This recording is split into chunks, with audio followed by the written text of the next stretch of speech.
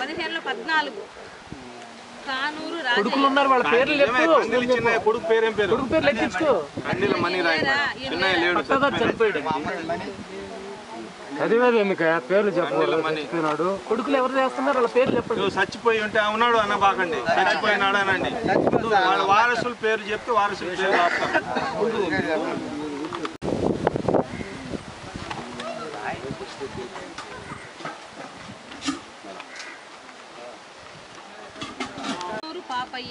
Kanuru Papayya land మీద ఉన్నట్టుగా ఉంది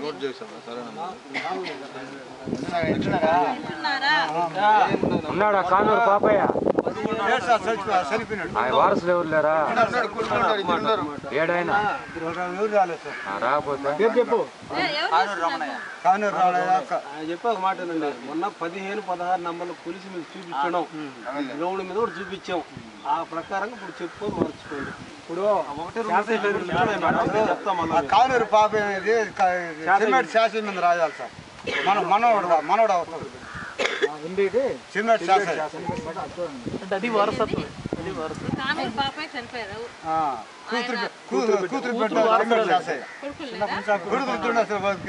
కానీ వాళ్ళు ఒప్పుకొని వాళ్ళ తాత అంటే అది కూడా అమాది రాయించుకొని వాళ్ళ సంతకాలు పెట్టాలి వాళ్ళు కొడుకులు కానూరు పాప కొడుకులు ఆ కొడుకులు కూడా సంతకాలు పెట్టాలా అంటే వాళ్ళు ఒప్పుకునే పేరు వాళ్ళకిద్దరు భూమి ఉండదు కదా ఇంటి పేరు ఇంటి పేరు చెప్పేది ఇంటి పేరు మారుతుంది కదా ఇంటి పేరు మారుతుంది ఇందాక చెప్తాను కదమ్మా మీరు ఇంటి పేరు మార్చుకోండి మార్చి చెప్పాలి మా ఆడపిల్లలు అయితే అత్తగారి ఇంటి పేరు వస్తుంది తర్వాత వచ్చి 15లో 1.95 సెంట్లు సిద్ధపురెడ్డి కృష్ణయ్య ఉన్నాడా 15లో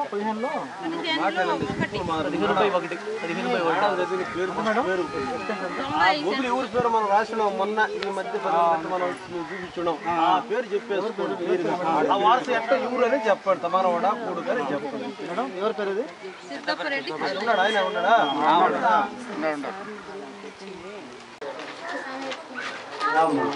ఇంకా ఉండాలి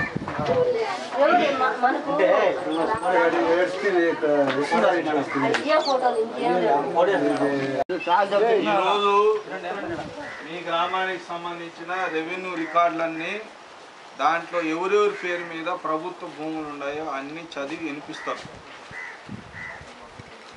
ఆ భూములు మీరు గనక మీ పేర్ల మీద ఉండి వేరే వాళ్ళు గనక అనుభవిస్తుంటే వాటిని ఇక్కడే సవరిస్తారు. దాంట్లో ఏమైనా తప్పులుంటే ఇక్కడే సవరిస్తారు. మీకు పట్టా కాగితాలు ఉండి మీకు గనక పట్టాదారు పాస్ పుస్తకం కానీ టైటిల్ డీడ్ కానీ ఇవి రెండు లేకపోతే మీరు డబ్బులు 100 రూపాయలు కనుక కడితే మీకు అవి కూడా ఇస్తారు. అర్థమైందా? మీ కులానికి సంబంధించిన కానీ ఇంకేమైనా సర్టిఫికేట్లు రెసిడెన్షియల్ సర్టిఫికేట్ కానీ ఏమైనా సర్టిఫికేట్లు ఏమైనా కావాలంటే అప్పటికప్పుడే ఇక్కడ ఇస్తారు. అర్థమైందా? తర్వాత ఈ గ్రామంలో అక్కడ ఒక పటం పెట్టారు. ఆ పటంలో ఇట్లాంటి చూపిస్తా. అందుకనే ఇప్పుడు ప్రభుత్వ భూములు ఖాళీ భూములు ఇంకేమన్నా ఇవన్నీ లిస్టు చదువుతారు కదా, అవి చదివినప్పుడు ఎక్కడన్నా ఖాళీ ఉంటే మీరు కూడా అర్జీ పెట్టుకోవచ్చు. అయ్యా అక్కడ ఖాళీ ఉంది కాబట్టి ఈసారి అర్జీ ఇచ్చి